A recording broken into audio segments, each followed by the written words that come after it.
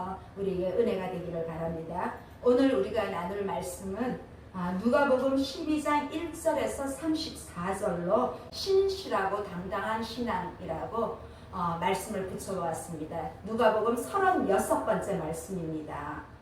자, 지지난 주일에는 바른 신앙이라는 말씀으로 표적을 구하는 세대를 악한 세대라고 책망하시면서 요나의 표적밖에 보일 표적이 없다고 하시는 예수님의 말씀을 통해서 바른 신앙을 위해서 성도가 어떻게 해야 되는지 말씀으로 나눠봤어요. 그리고 또 지난주에는요, 그 위험한 신앙이라는 말씀 제목으로 바리새인과 율법학자인 서기관들에게 화를 선포하신 예수님을 보았습니다. 자, 신앙에 대한 세 번째 말씀으로 오늘 말씀 제목은 신실하고 당당한 신앙이라고 제가 그렇게 말씀을 정해 보았습니다.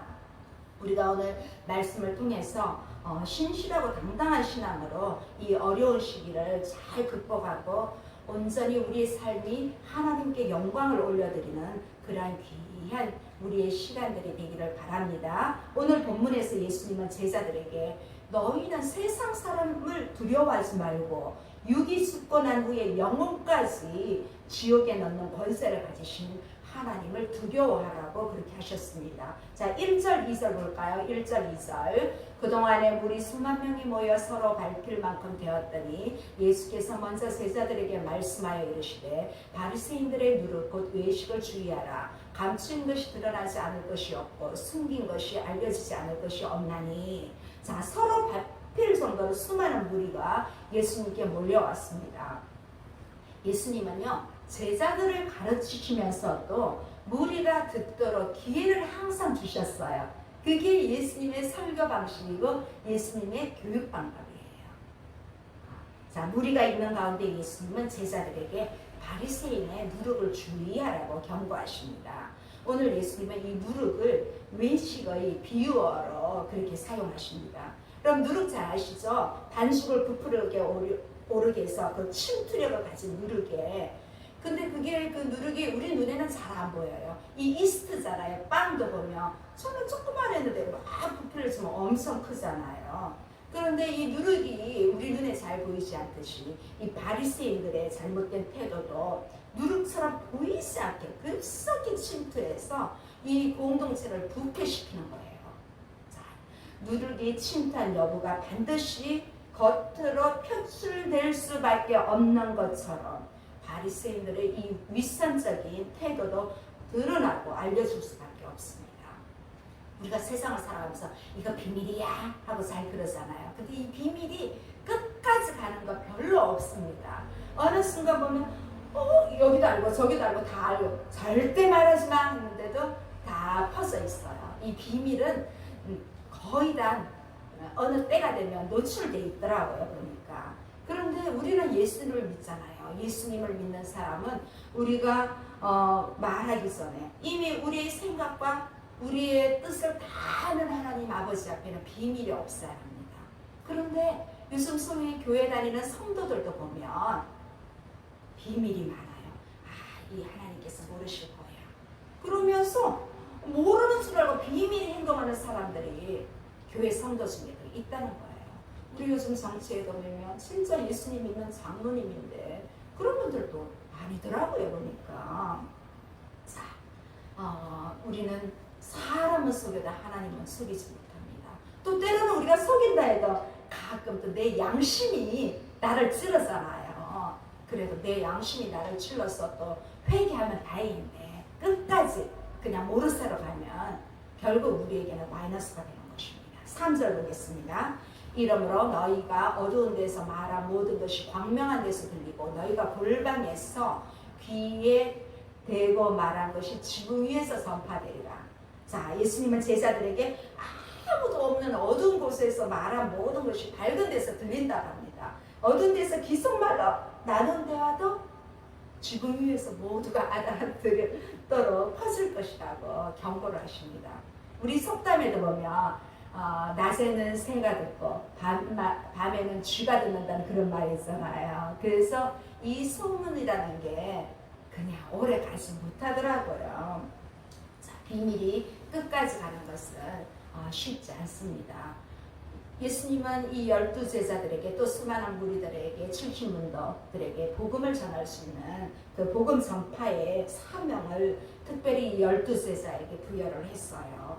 그래서 이 제자들은 예수님의 가르침과 행위를 진짜로 진리로 믿는다면 내 안에 이 복음을 전하지 않고는 견딜 수 없는 그러한 믿음이 생깁니다. 이 반대와 위협 속에서도 전하지 않을 수 없습니다. 특별히 무슬림이라든가 이렇게 뭐 기독교를 배척하는 나라에 간 선교사님들 보면 진짜 목숨을 내놓고 한대요.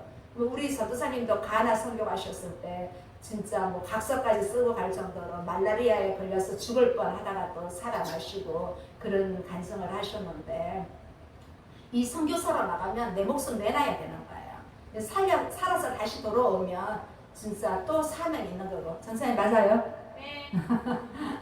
예, 진짜 말라리아에 죽을 뻔했대요. 자, 그런데 이 거짓으로 쌓여있는 이 누룩의 전파처럼 쌓여있는 바리새인들에게 한순간을 이 사람들은 진리라고 생각하지만 그들의 속에 있는 것은 다 윗선이고 진짜 가식이고, 결국 예수님은 그들의 외식을 누룩에 비유해서 이렇게 질책하고 있습니다. 그러면서 이 비유를 제자들에게 12제자들에게 전하고 있으십니다. 오늘 또 이 사설에 보면요, 예수님을 보호하는 하나님의 돌봄을 강조하기 위해서 내가라는 말과 내 친구라는 표현을 하십니다. 4절 볼까요? 내가 내 친구 너에게 말하노니 몸을 죽이고 그 후에는 능히 더 못하는 자들을 두려워하지 말라. 여기 내가는 하나님의 아들이며 하늘과 땅의 모든 것을 가지시며 현재와 미래 우리의 모든 것을 아시면서 또 앞으로 심판주로 오실 그 예수님이 직접 하신 말씀, 내가, 바로 그런 의미가 있습니다. 또 보면요, 그 다음에 내 친구란 말이 있습니다. 이 내 친구란 말은 제자들에게 하신 말씀으로서 아무에게나 말할 수 없으면 친한 친구에게만 할 수 있는 말씀을 친구에게 말하는 것과 같이 제자들에게 미래에 있을 말씀을 직접 예수님이 제자들에게 해주십니다. 이 제자들을 오늘 뭐라고 불렀어요? 예수님이 친구, 필로스라고 불렀죠. 이 누가복음에서는 예수님께서 제자들에게 친구라고 하는 부분이 여기만 나와요. 특히 이 당시 배경인 그리스 로마 문화에서는 이 친구는 모든 것을 공유하는 그런 관계로 말해요. 우리 이런 친구 한 명만 있으면 좋죠. 제가 듣기로는 중국 속담에도 세상에 진정한 친구 한 명만 있어도 성공한 인생이라고 그런 걸 들은 것 같습니다. 자, 제자들은 예수님의 길을 공유하며 하나님 아버지도 제자들의 아버지가 되시고, 또 예수님은 친구인 제자들에게 몸만 죽일 수 있는 자들을 두려워하지 말라고 그렇게 가르치고 있습니다. 5절 보겠습니다. 5절 마땅히 두려워할 자를 내가 너에게 보이리니 곧 죽인 후에 또한 지옥에 던져넣는 권세 있는 그를 두려워하라. 내가 참으로 너에게 이르노니 그를 두려워하라. 자, 여기 보면 예수님은 몸만 죽어가는 자들을 죽음 이후에 더 무서운 행위는 할 수 없다는 거예요. 제자들이 정말 두려워해야 할 분은 죽음 이후에 또한 지옥에 던져넣는 권세 있는 바로 그 하나님을 두려워하라는 것입니다. 자, 예수님은 여기 5절에 잘 보면 제가 빨간 글씨로 해놨죠. 두려워하라로 시작해서 두려워하라로 마칩니다. 자, 예수님은 제자들이 핍박받는 상황을 전제로 말씀하십니다. 자, 심지어 목숨을 잃을 수도 있는 위기에서 두려워할 수밖에 없는 모습을 생생하게 묘사해 줍니다. 이 5절에서. 그런데 4, 5절에서 두려워하라고 말씀하신 그 예수님은 6, 7절에서는 이제는 두려워하지 말라고 가르칩니다. 왜냐하면 제자들은 하나님께서 그들을 보호하시는 분이라는 것을 말씀해 주기 때문입니다. 자, 6, 7절 볼까요? 6, 7절 참새 5마리와 2 아사리온에 팔리는 것이 아니냐. 그러나 하나님 앞에는 그 하나도 잊어버리시는 바 되지 아니하는도다. 너희에게는 심지어 머리털까지도 다 세신 바 되었으니 두려워하지 말라. 너희는 많은 참새보다 더 귀하니라. 처음에는 4, 5절에서는 두려워하라고 했는데 이제는 두려워하지 말라고 하십니다. 자, 예수님은 하나님의 성품을 묘사하기 위해서 이렇게 작은 것부터 큰 것으로 일어난 논법에 따라서 이 작은 참새를 기억하신 하나님이 참새보다 훨씬 귀한 제자들을 참으로 존귀히 여긴다는 사실을 알려주고 있습니다. 특별히 여기 머리카락, 머리털이라 되어 있죠. 이 머리카락은 하나님의 전능하심과 하나님의 공급하심을 강조하기 위해서 이 머리카락, 머리털을 사용하고 있어요. 하나님은 우리 인생의 가장 작은 부분까지 개입하신다는 거예요. 저도 가끔 머리를 감으면 조금 이렇게 머리 빠지는 게 보이기는 해요. 그런데 이 머리카락이 빠지거나 머리가 어떻게 되는지 우리 눈엔 잘 보이지 않는다는 거예요. 그런데 하나님은 이 작은 것 하나에도 우리 작은 실험에도 함께 하신다는 거예요. 지금 코로나 사단계 속에서도 하나님 아버지의 신실한 주님의 자녀들에게 머물고 계신 걸 우리가 믿으시기 바랍니다. 우리에게 머물고 계신 그 주님의 손길이 있습니다. 우리 사람이 알 수 없는 이 사후 세계에서 되어진 일을 예수님께서 제자들에게 말씀하시면서 다시 예수님이 확신할 수 있도록 이렇게 다짐을 해드리고 있습니다. 너희에게는 심지어 머리털까지도 다 세신 바 되었으니 두려워하지 말라 이렇게 말씀하십니다. 참새보다 더 귀하다고. 그런데 이 엄청난 약속의 말씀을 우리가 잘 안 믿어요. 잘 안 믿죠? 그런데 예수님을 믿는 하나님의 자녀라면 우리는 내 자신도 내 머리털이 빠지고 새어나는 것을 잘 모르고 지나가지만 전능하시고 전지하신 하나님께서는 구원받은 성도들을, 하나님의 자녀들을 그렇게 보호하고 계신다는 것을 우리가 믿음으로 마음에 받아들이시기 바랍니다. 하나님의 돌보심을 강조하신 예수님은 이제는 인자 대신 자신에 대해서 제자들의 태도가 어떠해야 하는지 또 말씀하고 있습니다. 8절에서 10절입니다. 8절에서 10절. 내가 또한 너에게 말하노니 누구든지 사람 앞에서 나를 시인하며 인자도 하나님의 사자들 앞에서 그를 시인할 것이요 사람 앞에서 나를 부인하는 자는 하나님의 사자들 앞에서 부인을 당하리라. 누구든지 말로 인자를 거역하면 사함을 받으시리라. 성령을 모독하는 자는 사하심을 받지 못하리라. 자, 여기 8절에서 10절은요 그 지상에서의 행위가 하늘 법정, 우리 이 하늘 법정을 보통 욥기에나 보면 천상회의라 그러거든요. 이 천상회의에서 이루어질 일을, 평가받게 될 일을 땅과 하늘의 대조로 예수님은 설명하십니다. 자, 누구든지 사람들 앞에서 인자를 시인하며 인자이신 예수님도 하나님의 천사들 앞에서 그 사람을 시인하신다고 합니다. 우리 이렇게 되어야 됩니다. 네, 전형적인 이 하늘 법정 천상회의 장면을 배경으로 하고 있어요. 하늘 법정에서 재판장이신 하나님이 천사들과 함께 계셔요. 그래서 사람들 앞에서 예수님을 시인하면 고난이 가중되고 부인하면 고난을 피할 수 있겠지만 우리가 부활 이후 종말에 지상에서 하늘 법정에서 내려지는 결과는 역전이 될 수가 있습니다. 그러면 우리는 종말의 시각에서 지금 볼 수 있어야 돼요. 부활의 신앙으로 우리가 볼 수 있어야 합니다. 무엇보다 핍박이 와서 앞에 보이지 않는 현실에 놓일 때도 여러분 절대로 시선은 주님을 향해서 가야 합니다. 코로나로 인해서 우리의 신앙이 정말 미래를 바라보지 못하고 눈앞에 있는 것만 보다 보면 우리는 결국 세상하고 똑같이 빠져있게 되는 거예요. 이럴 때일수록 더욱더 우리의 눈이 주님을 향하여 우리의 시선이 바뀌어야 합니다. 자, 여러분 하나 질문해 볼게요. 인자를 한 번이라도 거역한 자에게 기회가 없을까요? 어떻게 생각하십니까? 누구든지 말로 인사를 거역해도 용서받을 수 있습니다.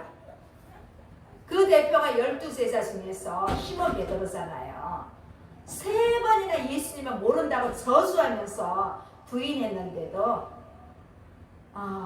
베드로는 제자들을 굳게 세우는 사명을 수행하게 됩니다. 그런데 성령을 모독하는 행위는 성령을 통한 하나님의 구원 행위 자체를 부정하고 무시하는 것이기 때문에 성령을 모독하면 결코 용서받을 수 없습니다. 자, 11절 12절 볼게요. 앞으로 되어질 일을 또 예수님은 제자들에게 향해서 또 말하고 있습니다. 11절 12절 사람이 너희를 회당이나 위선자나 권세 있는 자 앞에 끌고 가거든 어떻게 무엇으로 대답하여 무엇으로 말할까 염려하지 말라. 마땅히 할 말을 성령이 곧 그때에 너희에게 가르치리라 하시니라. 자, 성령을 언급하신 예수님은 제자들과 성령의 관계로 이어가십니다. 자, 예수님은 다가오는 핍박의 상황을 구체적으로 예고하고 계십니다. 자, 제자들에게 핍박을 가하는 장소와 주체인 회당과 위선자들과 권세 있는 자들은 유대와 이방인의 환경을 좀 더 넓게 포괄적으로 그렇게 말씀하고 있습니다. 12제자뿐만 아니라 주님을 따르게 될 제자들은 적대적인 질문에도 대답해야 하는 처지에 놓일 것이기 때문에 그때도 어떻게 대답해야 할지 염려하지 말라고 합니다. 신사참배 때 우리 주기철 목사님 그런 분들도 있잖아요. 결국은 그분들은 다 순교하셨지요. 우리가 이런 위험한 상황에 있을 때도 성령께서 필요한 말을 가르쳐 주시는 것입니다. 그래서 이런 어려움에 처할 때 제자들에게 하나님은 성령을 통해 보호하시고 대처할 수 있도록 도와주신다는 것입니다. 우리 신실한 하나님 자녀들에게도 마찬가지입니다. 우리가 힘들 때, 우리가 위기가 올 때, 우리가 정말 절망하고 우리가 어찌할 바를 알 수 없을 때 성령이 우리에게 하나님은 예수님은 성령을 통해서 우리에게 세임을 부어주실 줄 믿습니다.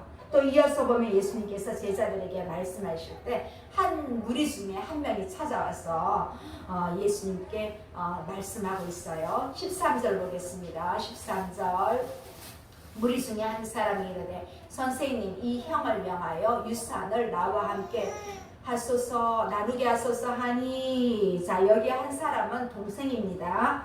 자신이 결정한 해결책을 예수님의 권위로 승인해 주시기를 기대했을 것입니다. 자, 그런데 예수님은 중재자가 되어주기를 거부하면서 그가 중재를 요청한 동기를 탐심으로 규정하십니다. 자, 14절 15절 볼게요. 14, 15절 이르시되 이 사람아 누가 나를 너희의 재판장이나 물건 나누는 자를 세웠느냐 하시고 그들에게 이르시되 삼가 모든 탐심을 물리치라 사람의 생명이 그 소유에 넉넉한 데 있지 아니하니라 하시고 자 예수님의 답변은요 삼가 모든 탐심을 물리치라고 합니다. 그런데 여기서 주님은 모든 탐심이라고 했어요. 그냥 탐심이 아니라 모든 탐심. 여기 모든 탐심은 물질뿐만 아니라 명예, 권세, 우리 생활에 일어나는 모든 탐심을 물리치라고 그렇게 말씀하십니다. 정말 믿는 사람들도 이 탐심은 물리치기 힘듭니다. 그래서 이 탐심에 물리치기 힘드니까 사회로부터 조롱도 받기도 하죠. 자, 이 탐심의 배후에는 불안이 존재하기 때문입니다. 그래서 불안 때문에 다른 사람들보다 좀 더 많이 소유해야 한다는 잘못된 그러한 확신이 생깁니다. 자, 예수님은 인간의 존재 가치를 알지 못한 채 탐심에 이끌려가는 사람의 어리석음을 예를 들고 있습니다. 좀 길어요. 16절에서 20절. 자, 우리가 본문 말씀을 지금 읽지 않았습니다. 읽어보겠습니다. 또 비유로 그들에게 말하여 이르시되 한 부자가 그 밭에 소출이 풍성하며 심중에 생각하여 이르되 내가 곡식 쌓아둘 곳이 없으니 어찌할까 하고 또 이르되 내가 이렇게 하리라 내 곡간을 헐고 더 크게 짓고 내 모든 곡식과 물건을 거두어 쌓아두리라. 또 내가 내 영혼에게 이르되 영혼아 여러 해 쓸 물건을 많이 쌓아두었으니 평안히 쉬고 먹고 마시고 즐거워하자 하리라 하되 하나님은 이르시되 어리석은 자여 오늘 밤에 내 영혼을 도로 찾으리니 그러면 내 준비한 것이 누구의 것이 되겠느냐 하였으니. 자, 부자농부가 나와요. 부자농부는 풍성한 소출을 얻는 행운을 얻었습니다. 그러자 탐심이 또 발동한 거예요. 곡간을 헐고 더 큰 곡간에 곡실과 물건들을 저장하려고 합니다. 이 곡간을 만들어서 어떻게 한다고요? 평안히 쉬고 먹고 마시고 즐거워할 마음으로 부풀어 있었습니다. 그런데 부자는 여기 성경에 보면 내가를 되게 강조해요. 내가를 강조하면서 내 곡식, 내 곡간, 내 물건, 내 영혼, 아주 강조하고 있어요. 그런데 하나님이 어느 날 그의 영혼을 데려가시자 자기를 위해 준비한 재산은 다 그의 손에서 벗어나고 맙니다. 부자는 지혜로운 계획을 세웠다고 확신하나 하나님은 어리석은 자로 규명하십니다. 왜냐하면 하나님이 그의 생명을 거두실 때 어느 것 하나 내 것을 강조했던 나의 것은 하나도 남지 않았기 때문입니다. 자, 21절 이어서 볼게요. 21절 자기를 위하여 재물을 쌓아두고 하나님께 대하여 부여하지 못한 자가 이와 같으니라. 자, 생명의 가치는 자신을 위해 쌓는 소유가 아니라 하나님과의 관계에 있습니다. 이 어리석은 부자는 자기를 위하여 재물을 쌓아두었죠. 그런데 하나님에 대하여 쌓아둔 것이 전혀 없습니다. 생명의 가치를 알지 못하는 사람들은 이 탐심을 채우려 하지만 이걸 아는 사람들은 나누어집니다.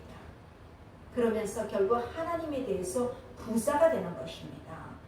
우리는 하나님을 더 깊이 알아가고 신실한 하나님에 대해서 부자가 되시기 바랍니다. 또 이어서 세상을 살아가면서 염려가 많은 제자들에게, 우리들에게, 나에게 하나님께서 만드신 동식물을 통해서 비유하시면서 염려하지 말라고 하십니다. 우리 22, 23절 볼까요? 22, 23절 또 제자들에게 이르시되 그러므로 내가 너희에게 이르노니 너희 목숨을 위하여 무엇을 먹을까? 몸을 위하여 무엇을 입을까? 염려하지 말라. 목숨이 음식보다 중하고 몸이 의복보다 중하니라. 자, 사람이 살아가면서 미래를 위해서 준비하는 것은 당연합니다. 그런데 건강하지 않은 욕망이나 너무 높은 열망은 오히려 염려로 이어집니다. 그런데 예수님은 목숨과 몸을 위해 염려하지 말라고 그렇게 말씀하십니다.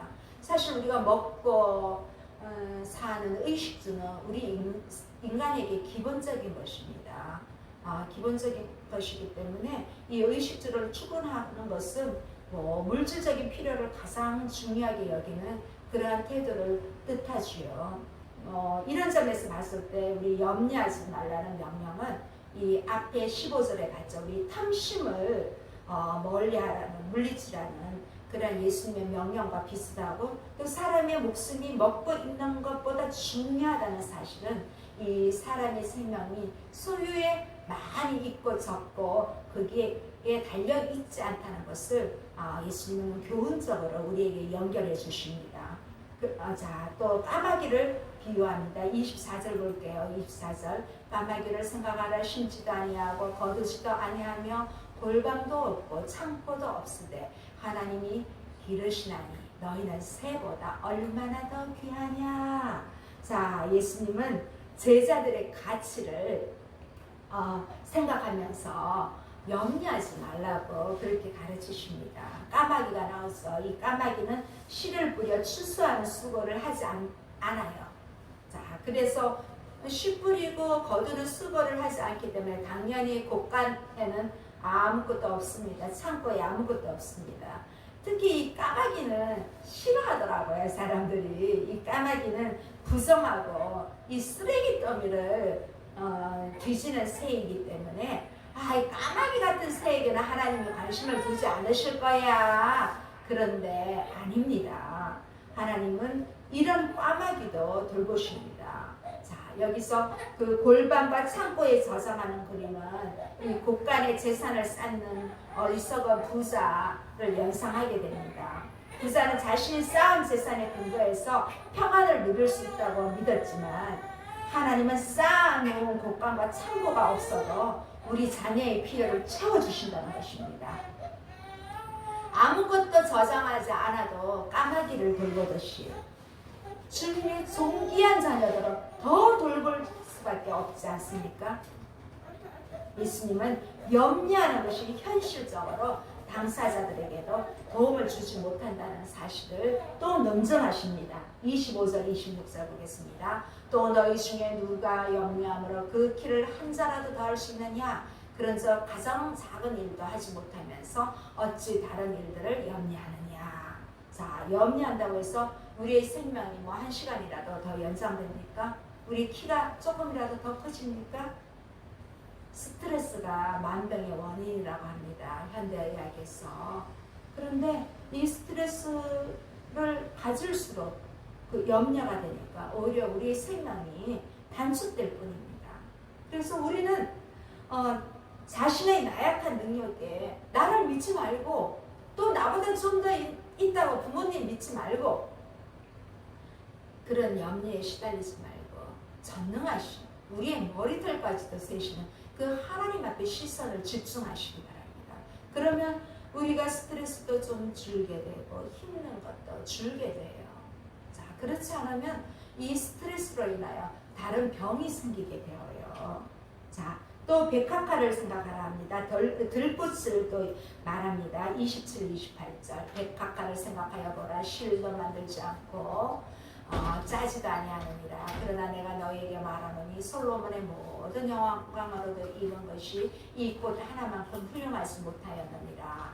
오늘 있다가 내일 아궁 위에 던지어지는 들풀도 하나님이 이렇게 입히시거든. 하물며 너희일까 보냐. 믿음이 작은 자들아. 자, 이 우리가 먹는 문제와 꽃과 똑같이 입는 문제도 사람에게 있어서는 매우 중요합니다.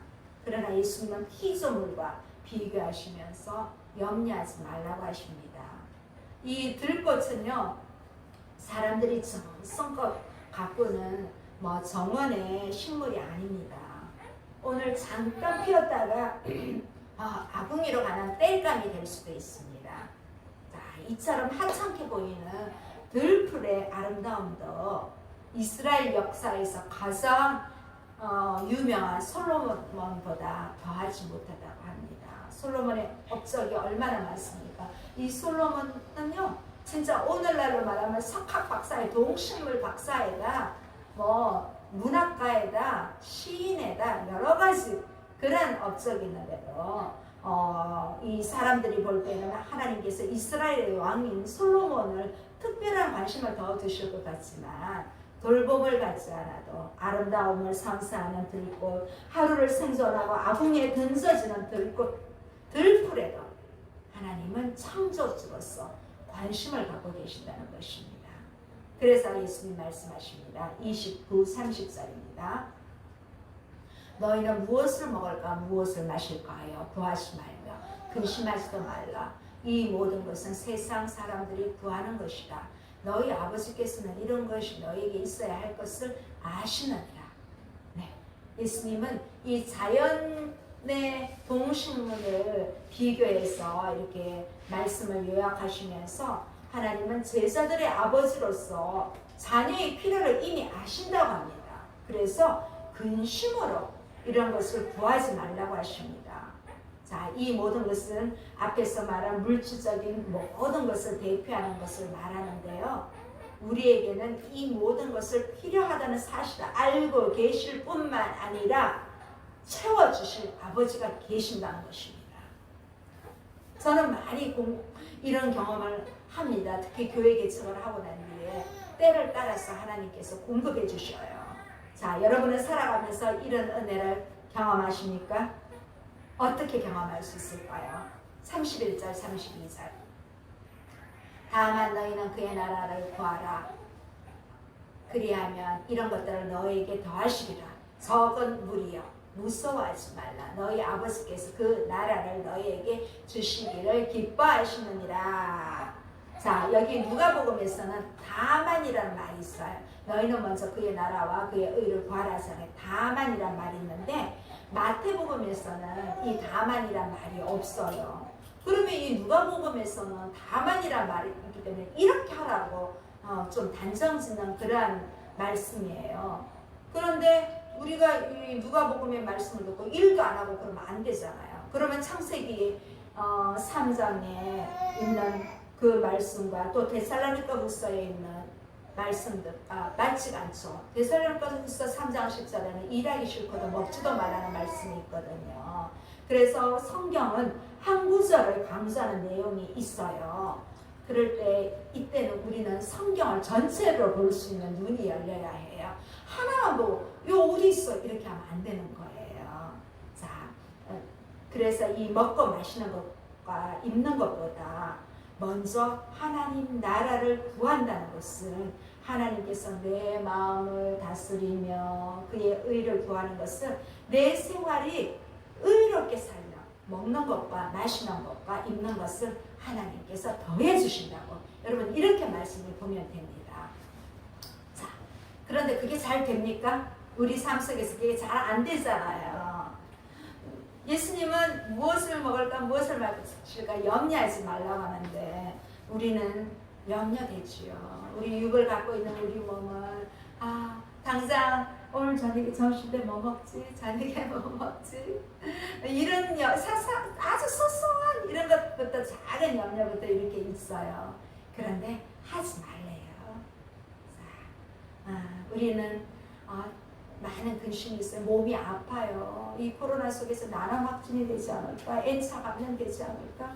이런 염려가 당연히 들어요.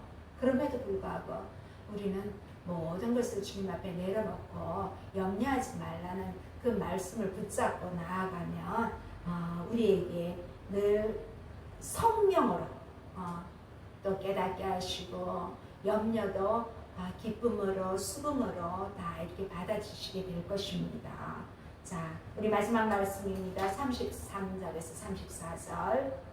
너희 소유를 팔아 구제하여 낡아지지 아니하는 배낭을 만들라. 곧 하늘에 둔 바 다함이 없는 보물이니 거기는 도둑도 가까이 하는 일이 없고 솜도 먹는 일이 없느니라. 너희 보물 있는 곳에는 너희 마음도 있으리라. 자, 하나님을 아버지와 목자로 모시는 사람의 시선은 이제 나보다 어려운 궁핍한 사람들을 향하게 돼요. 이 궁핍한 사람들을 위해 긍휼의 마음을 베푸는 것이 저는 이 말씀을 보면서 일주일 동안 계속 묵상하면서 배낭을 만들라. 이 땅에서의 배낭이 아니라 하나님 나라의 나의 배낭을 이 배낭이란 말을 제가 그동안 성경을 보면서 가볍게 지나갔는데 전 백팩을 좋아해서 배낭을 잘 메고 다니는데 이 배낭이 아니라 하늘의 배낭을 살 때 거기는 다함이 없는 보물이 된다는 거예요. 정말 너무 이 말씀 귀하지 않습니까? 사람은 재산이 보관된 곳에 늘 마음이 있습니다. 내 통장에 돈이 얼마나 있나, 내 주식이 얼마나 올라가 있나 이런 데 관심이 있어요. 그런데 우리가 구제를 하다 보면 이 구제를 하게 되면 우리의 마음을 하늘을 향해 눈을 돌리게 되는 것입니다. 하나님 아버지는 이미 나의 필요를 다 상세히 알고 계실 뿐만 아니라 다른 사람을 향해 내 손을 펼칠 때 거기에도 함께 하신다는 것입니다. 그리고 거기에도 보상을 하신다는 것입니다.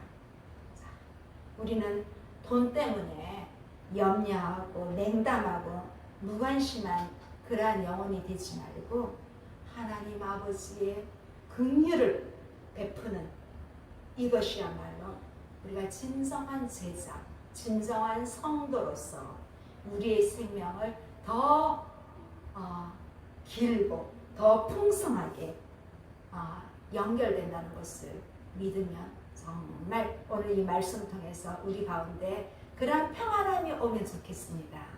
여러분 한 주 동안 무더위에 건강관리 잘 하시고 생명의 말씀. 여러분 말씀을 지속적으로 묵상하십시오. 제가 아침에 5시 한 50분, 6시 안에 여러분 제가 그 시간에 묵상한 한 절을 보냅니다. 여러분 그 말씀도 한 번씩 읽으면서 하루를 시작하면 좋겠고요. 또 우리가 큐티로 나누는 이사야서 말씀도 얼마나 힘을 주시는지 몰라요. 그 말 안 듣던 이스라엘 백성들을 이제는 회복시키는 그런 말씀이 우리에게 위로의 말씀을 이사야서를 통해서 매일매일 공급받습니다. 여러분 한 주 동안 말씀 안에서 승리하십시오. 기도하시겠습니다. 살아계신 하나님 아버지 감사합니다. 우리가 살아가면서 얼마나 외식적인 모습이 우리 눈앞에 내 마음에 자리 잡고 있는지 모릅니다. 하나님 아버지 시간 우리의 모든 위성과 외식 덩어리를 주님 앞에 내려놓기를 원합니다. 까마귀와 들풀도 주님께서 다 간섭하시는데 우리 하나님의 자녀에게 얼마나 더 하시겠습니까? 하나님 아버지 믿음 없는 우리를 긍휼히 여겨주시옵시고 우리가 혹시 가진 여유로움이 있다면 나보다 어려운 이웃을 위해서 또 다른 배낭을 준비할 수 있는 그러한 멋진 성도가 저희가 될 수 있도록 하나님 은혜를 베풀어 주시옵소서. 코로나로 인하여 이렇게 어려운 가운데도 우리는 하나님의 나라와 의를 구하는 진실한 성도가 되기를 원합니다. 성령님께서 저희를 주장하여 주시옵소서. 예수님의 이름으로 기도드립니다. 아멘.